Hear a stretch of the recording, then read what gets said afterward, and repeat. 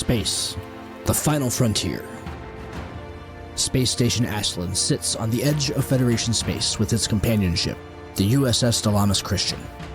The space around them is full of mystery and strange wonders, where secrets are kept and danger lurks around every corner. The crew of the Delamus Christian must navigate treacherous waters as they work to protect the Federation. But as they peer into the unknown, they will discover that the line between friend and foe is not always clear. They will be tested like never before and will face challenges that will push them to their limits. Join us on this adventure as we explore the farthest reaches of space and uncover the hidden truths that lie within the shadows. Tabletop Journeys presents Star Trek: Preservations.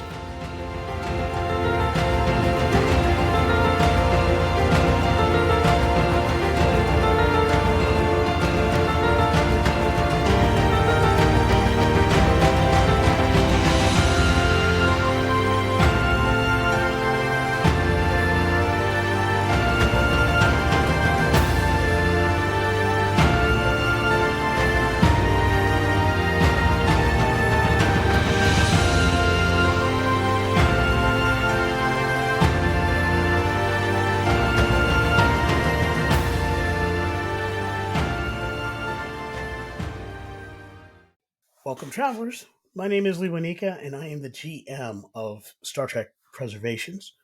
Without further ado, I'm going to allow the cast to introduce themselves. Hey everybody, I'm Lacey Knutson, and I'm here as Lieutenant Neelan, the science officer for the Delamus Christian. Our bridge crew is dealing with things on Ashland Station for reasons unbeknownst to Lieutenant Neelan has been left in charge of the ship we pick up, and the scene opens with Lieutenant Neelan on the bridge of the USS Delamus Christian. As we open, our camera kind of starts wide and tightens in on Lieutenant Neelan, who has some research material on a pad that's connected to the captain's chair. The ship is engaged in all of its standard operations. Things are moving pretty smoothly.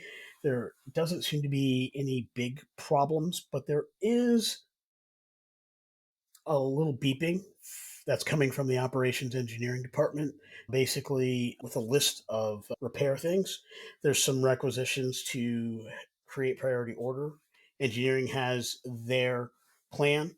At this point, even as people are being offloaded and the Delamus Christian is in the middle of these refueling operations, the past couple weeks of transit and overtaxing of the ship has had some results. In specific, there have been challenges with variant systems. There have been some glitching with transporters, replicators, things of that nature. And engineering is asking to have transporters taken offline for a level 4 diagnostic so that they can confirm the issues are resolved. Basically, efficiency and accuracy is down on transporter and replicator equipment, to the point where transporting living entities could have potential dangerous and deleterious effects. They're asking for holodecks to be taken offline while they repair the issues. The medical department is reporting they would prefer that not to happen because it's been a long series of missions. While you're in garrison or docked at Ashland Station, this is where they increase downtime and allow more folks to recoup and operate at peak efficiency. Without that recovery time, they may not be operating as well as they probably could as a crew. So they're asking to take longer to do the repairs and the diagnostics and keep everything online and running. So that's the first and essential decision that you're being faced with. What's the risk of taking longer to do the diagnostics and repairs? If you had need of these systems and they were not completed with these diagnostics, which, by the way, even if they took them offline, they're offline for 24 to 48 hours. If they did it without doing that, any use of those things could be more complicated. If we are in a time crunch and a problem, you would have an increased complication range and increased difficulty with using pieces of equipment. So that would be anything involved with holograms, replication technology, and transporters could be impacted.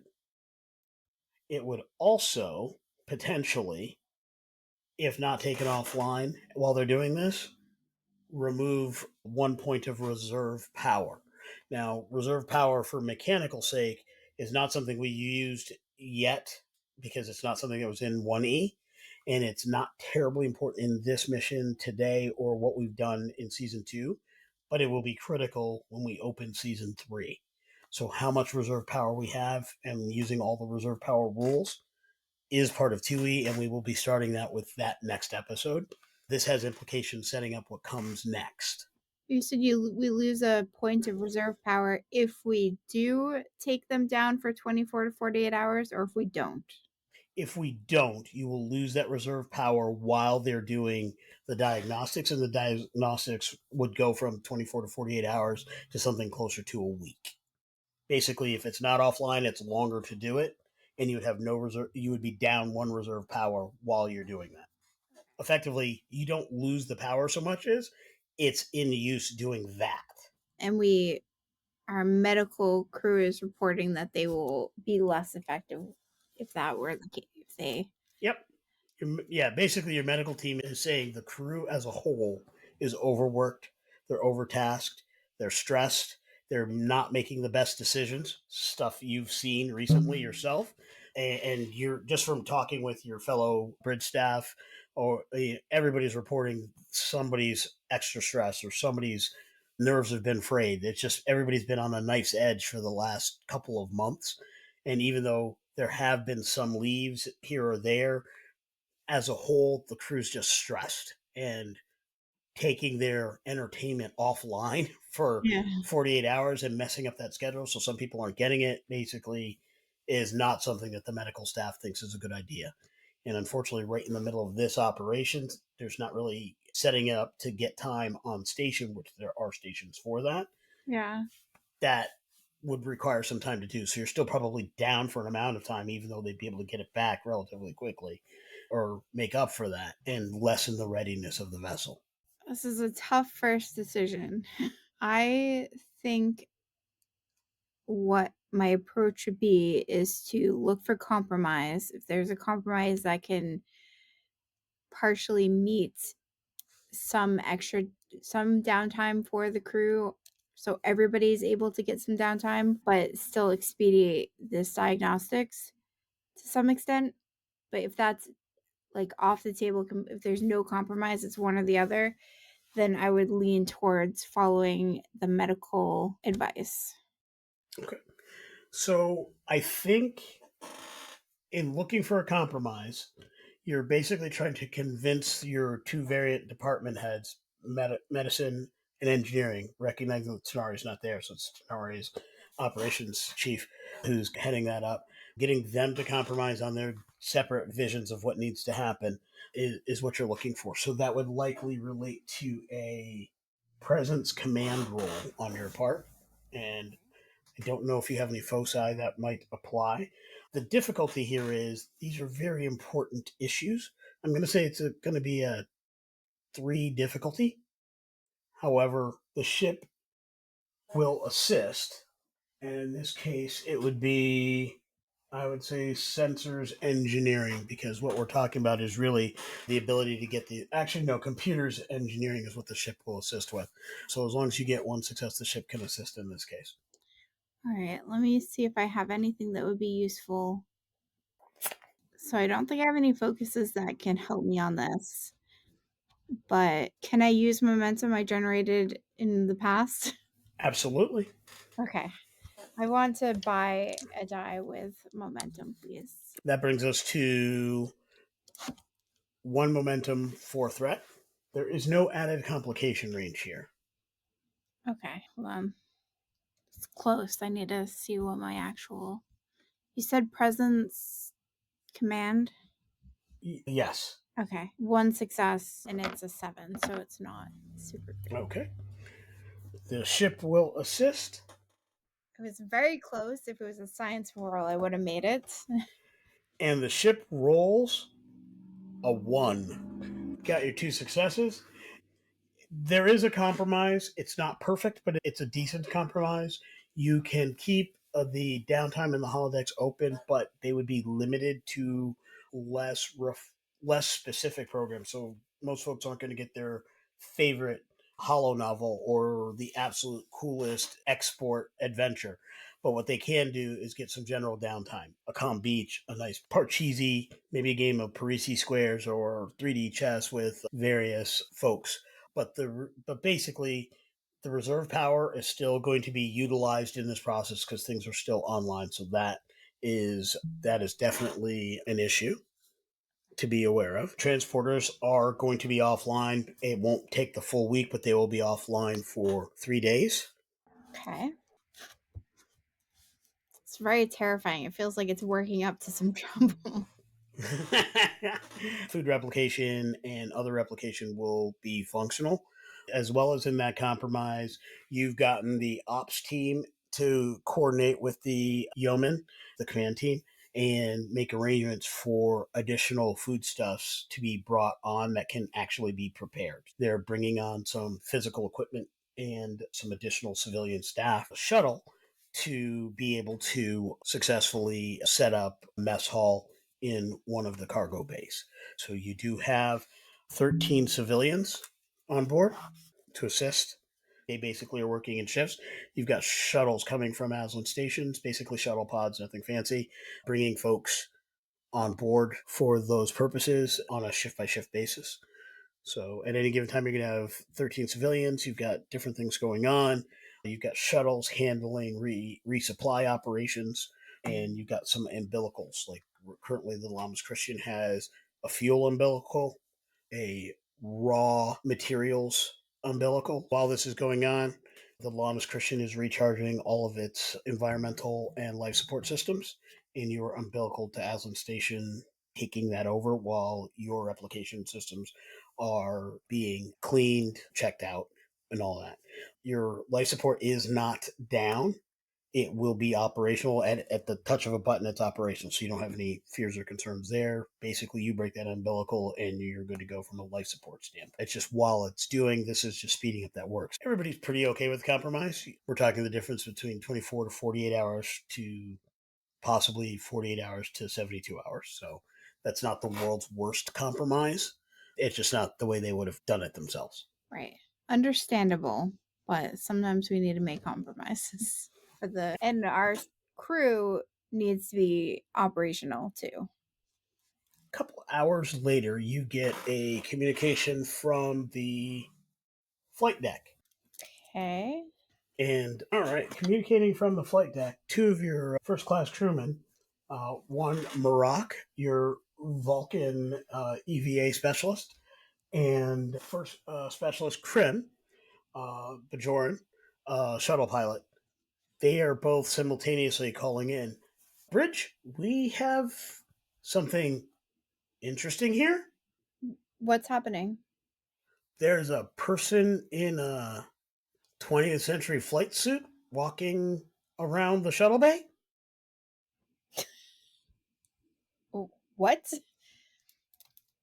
I'll be right there and I'll head that way. Okay. When you open the shuttle bay doors, there's a person in just that. They're in this bright silvery kind of 1960s style flight suit, carrying a big helmet with a gold face shield and like a name patch there and a bit of an accent. And he says, "Daggone, where the hell am I? I'm sorry, who are you? I'm Chuck Yeager. How did you get here? I don't exactly know.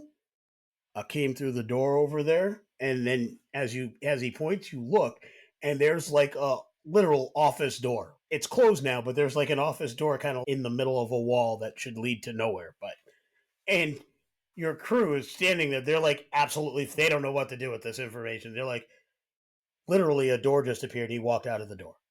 Um, He says, I'm well aware that everybody likes to play some funny games and stuff a few weeks before a flight, but I'm supposed to be in quarantine here. So maybe the time for the jokes are over. Everybody can get out of their pajamas and we can figure out like which way do I need to go. And you can tell your people in the clown suits over here they need to get out of the way. They can get in a lot of trouble if this goes much further. as a player, I don't think he's lying, but as a character, can I use empathy to kind of suss out whether he's being honest and straightforward with how he's presenting Sure, himself? absolutely. Spending the one threat? Or is this okay? We are now at 5 threat. And the interesting fact is, this is not a sentient being. This is a hologram. And there are not supposed to be hollow emitters here, by the Yeah. way. The door too, do The I door think? is if he's a hologram and he came through the door and interacted with it, it Yeah. stands to reason that the door is likely to be a hologram, but you wouldn't expect to get thoughts or feelings from a door, so Right, no yeah. way to really verify that at this point. Okay. You I seem think perplexed. I'm a little perplexed. You shouldn't be here. I think that though. Clearly, I'm not supposed to be here. The question is, are you going to let me go where I'm supposed to be? And where is that? I was going into quarantine as I'm about to be on my next test flight. Okay. I think that I am going to call to engineering department if All right. there's anyone available. I know that they're busy right now. Crewman First Class Dree is your computer programming and holographic matrix specialist. She also is a specialist in applied physics, but she would definitely be the person who would probably be best able to assist with this issue. Okay. I'll contact her and ask her to come to the flight deck at her soonest convenience. She gets there very quickly and she says, "How can I help, ma'am?" Ooh, this hologram appeared out of nowhere, and we are a little unsure of its origins and was hoping that you could help clear this up for us. A hollow what, ma'am? I won't acknowledge him at this point. Okay. And Dree looks at the hologram. She goes, and she does a double take, and then she takes out her tricorder and is scanning. She's like, "That's not right." And at this point, the bridge signals you on your comm. Of course it does. This is Lieutenant Neelan. Ma'am, I don't know exactly how to say this, but we have one of the Three Musketeers on the bridge. I'm sorry, what? My name is Porthos, and I demand to speak to your leader. And if they can bring a nice brisk wine, that would be wonderful too. Put that down. Ma'am, should I be calling security? I don't think this is a danger at this point. We have a similar situation on the flight deck that we're trying to sort through now, and I suspect these events might be related. I am spending 2 threat.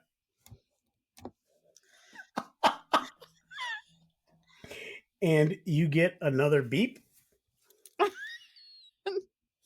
No. I'll answer. Lieutenant Neelan. Captain, this is Ensign Vasily. I have. Somebody showed up in your room out of nowhere. I am pulled up and the force field's currently holding, but I've got 5 assailants. I've already called security teams to meet me here, but they're trying to breach the armory. I'll be right there.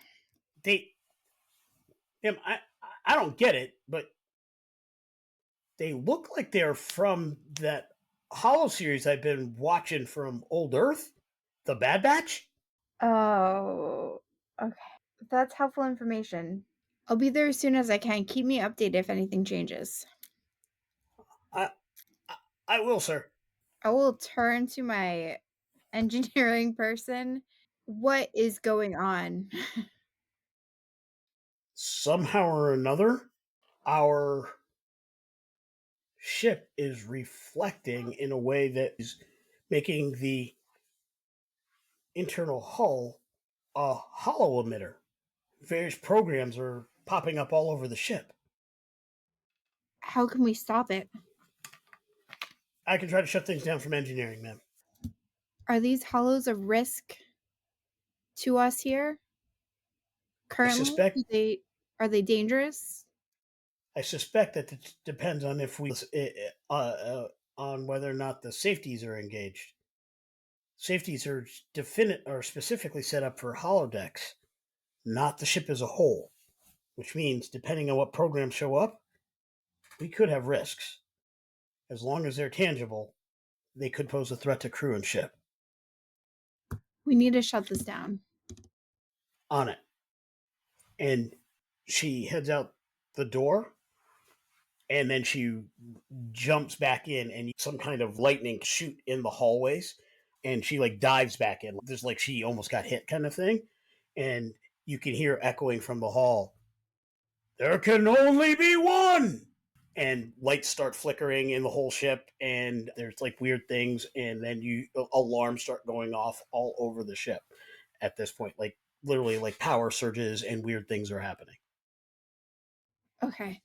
And I'm spending 2 more threat for that one, by the way. All right. So we have 1 threat and 1 momentum. Is that true? That is a true statement. Okay. I would like to. Is there a terminal I can access here to try to get access to the system? Yes, you can certainly transfer command functions to one of the terminals in the flight control room. Okay. I would like to get onto the system to try to figure out where this could be stemming from and if I can work on trying to block it. I'm not as skilled at this as maybe Tanari, but I do have some engineering skills. Seeing what you're doing, Dree grabs the station next to you and begins doing so. Your 2 crew members, they grab Jaeger and bring him in.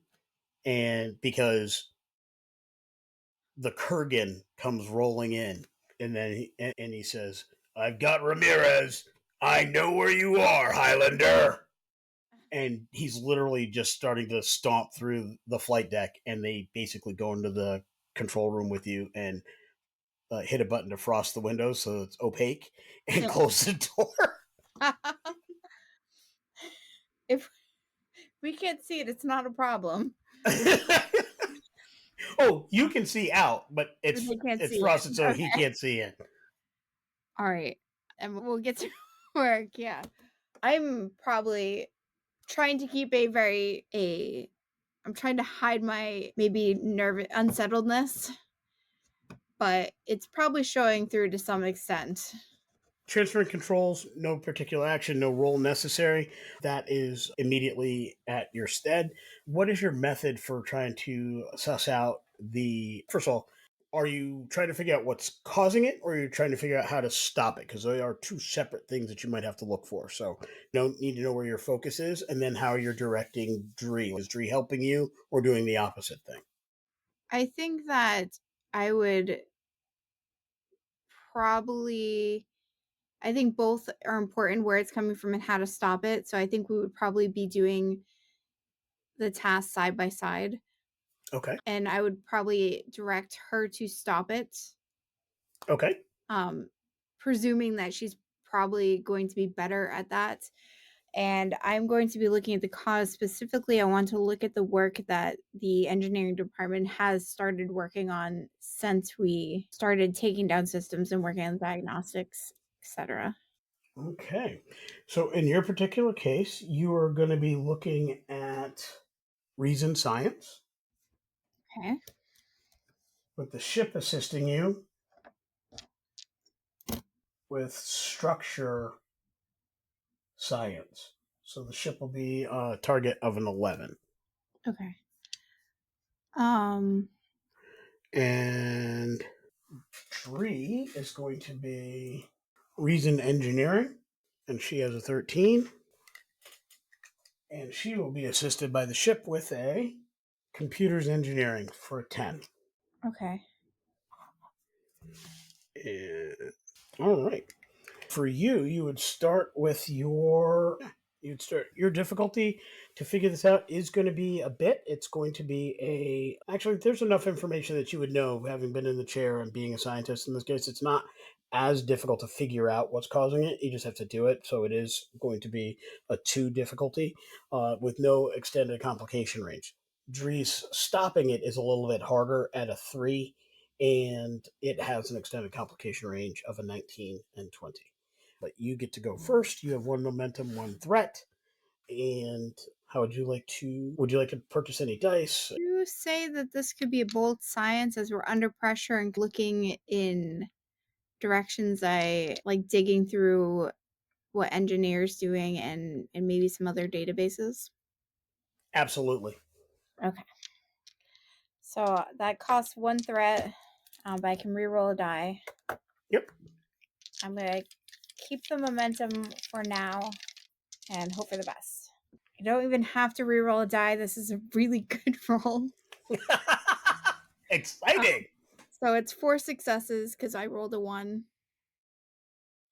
Excellent. And the ship is rolling to assist. The ship gets a 10. It had an 11 as a target, so the ship assists. So that gives you 5 total successes. 2 was the difficulty, so that is 3 momentum that you get. Simultaneous to the systems being taken down in their various fashions that you had decided on earlier, the science department was conducting a hormonal resonance series of tests. Something about the way in the shutdown sequence at the exact same time as the hormonal resonance created this echoing harmonizing effect. The structural integrity fields and the actual hull composition combine to basically reflect in a way that creates an inward facing universal hollow emitter. It's a weird confluence of events that would not normally happen. It just happened in this one instance because of the strange way that the shutdown sequence was engaged. Normally, systems are off or they're on while these things are happening. Normally, a test goes and it wouldn't make a difference because things are operating at full capacity. This is just this weird conflux of crazy situations that happened at the right time. So you legitimately have holograms that can and are randomly appearing.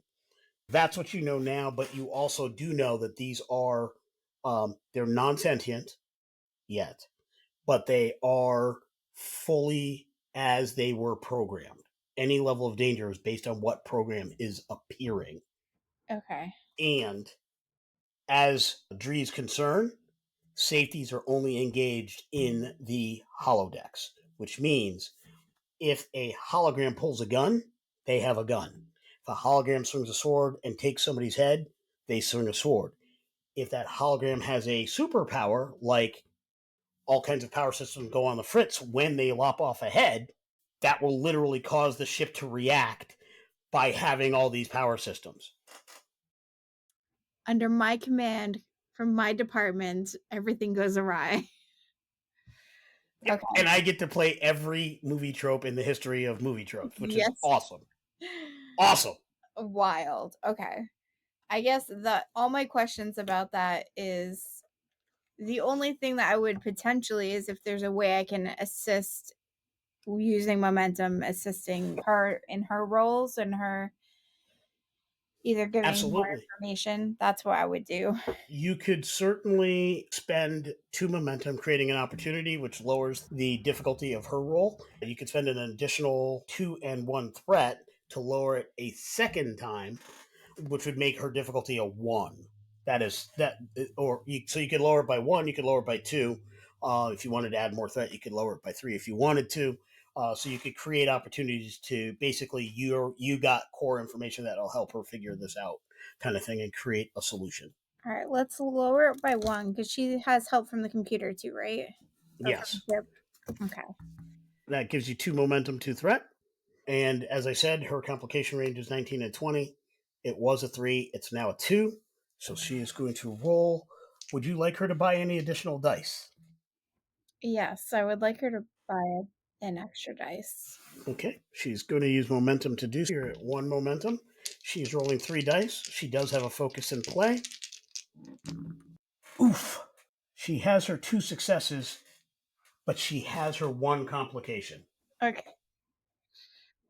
And those complications, I'm going to allow you to roll a random d6, which is not a typical Star Trek die, but basically there's going to be a systems breach as a result of this complication.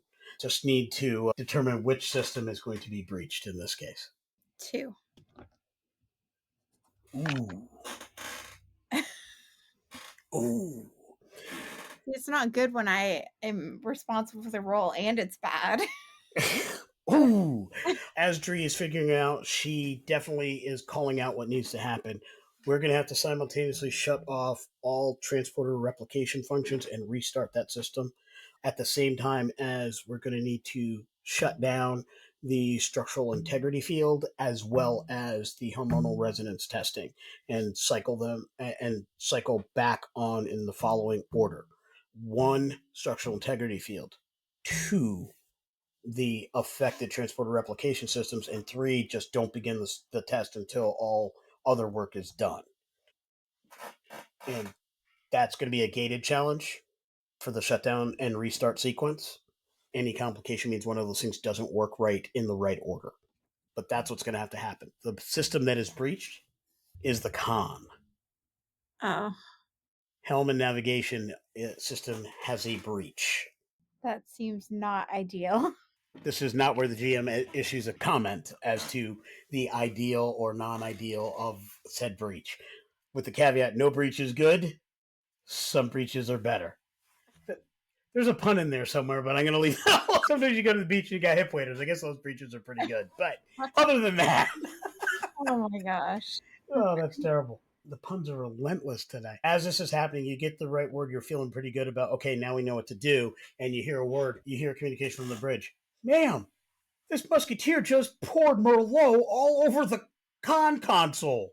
And you can hear sparks flying. And he's like, I demand to speak to the Tsarina of Russia. We're working on it. Try to keep control as best as you can. I understand that this is a challenge. Alana Kem reports security teams are being deployed all over. We even have some of our Makos assisting. What are we doing, Captain? Are we stunning? Are we shooting to kill? And then she's like, oh my God. And you realize at this point that the Kurgan had left the flight deck. And like, there's a guy walking around with somebody's head. Do what you need to do to maintain the safety of the crew and the safety of the ship. Absolutely. You get an emergency, you're hearing an emergency communication. There's a giant dog eating everything in the flight bay or in the makeshift kitchen. And you hear Ruby, Ruby, doo. And then the communication goes out. They're never going to put me in charge again, ever. This is the one and only time I am responsible for the Dilemma's Christian. At this point, we're ready to begin the shutdown and startup sequence.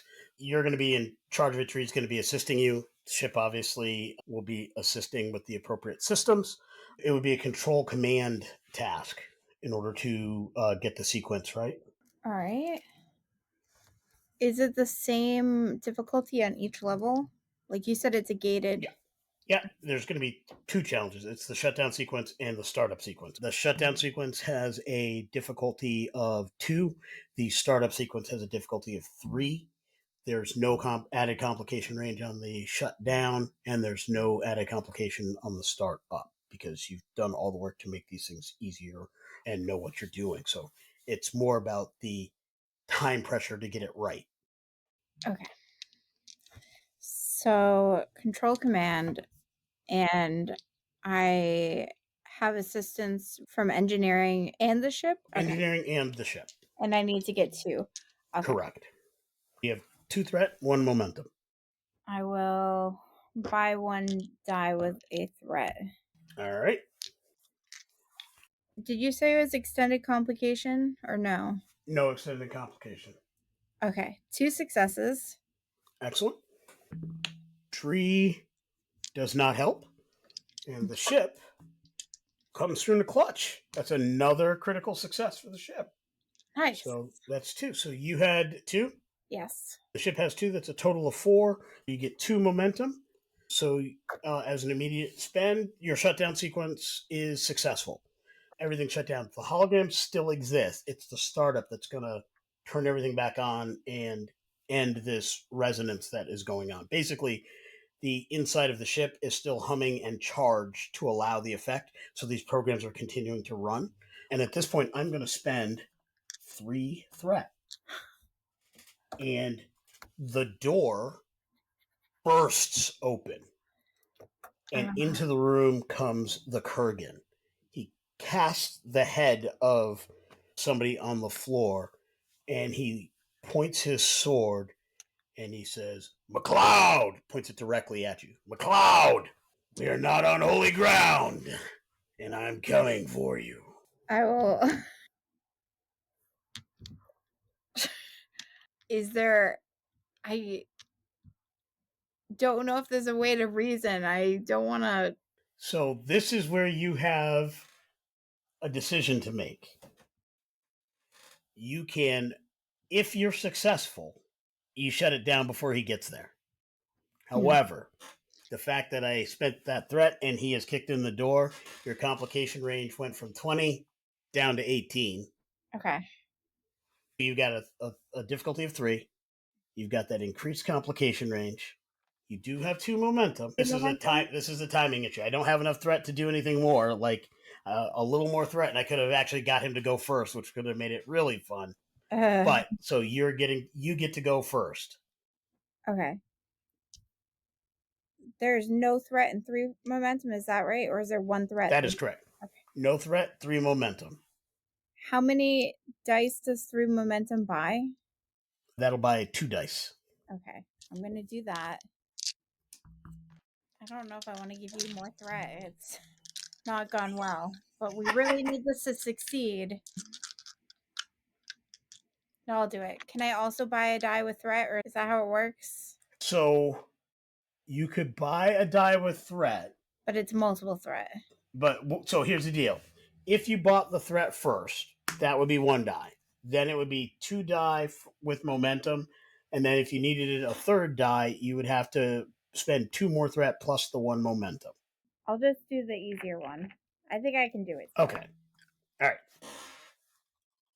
I switched out dice to dice that have failed me often in the past in high rolling games. Okay. So what am I trying? So this You're is trying to hit 3, and you're trying to avoid 18, 19, 20. So I got a 19, so that's not great. But I think that I got the 3 on this roll. Okay. 9, 10, 11. Yeah, I guess 7, 5, and 10, and a 19. Okay. So you are successful in getting the shutdown sequence, but as the startup sequence and as things are correcting, the Kurgan slams his sword into your console, destroying that console. And as he starts to disappear, he goes, "No, no, not fade away!" Oh. And that complication is your shuttle launching and receiving now has a difficulty of 1. So basically, your con department has a 1 trait, 1 negative trait. Okay. As far as shuttle operations go, we'll have to address that for sure. But for now, I am going to make sure that it was successful in all areas instead of just in front of me. Everything fades away. All the different issues, all the different holograms are gone. Chuck Yeager kind of steps forward and he goes, "I don't know if I understand what was going on here, but you, young lady, you handled yourself pretty well." And then Yeager fades out. Surprisingly reassuring, actually.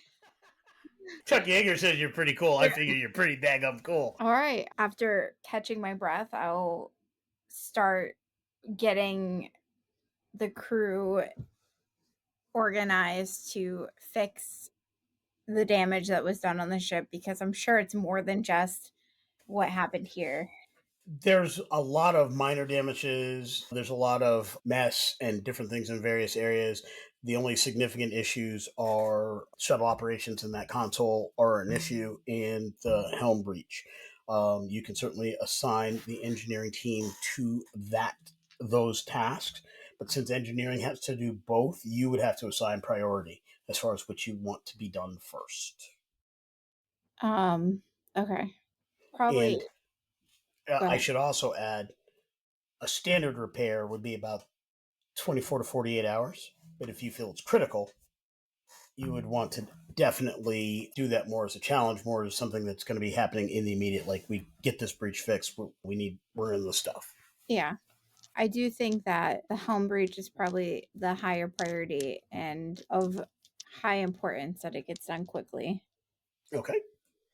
All right. So we're going to prioritize the helm versus the shuttle ops.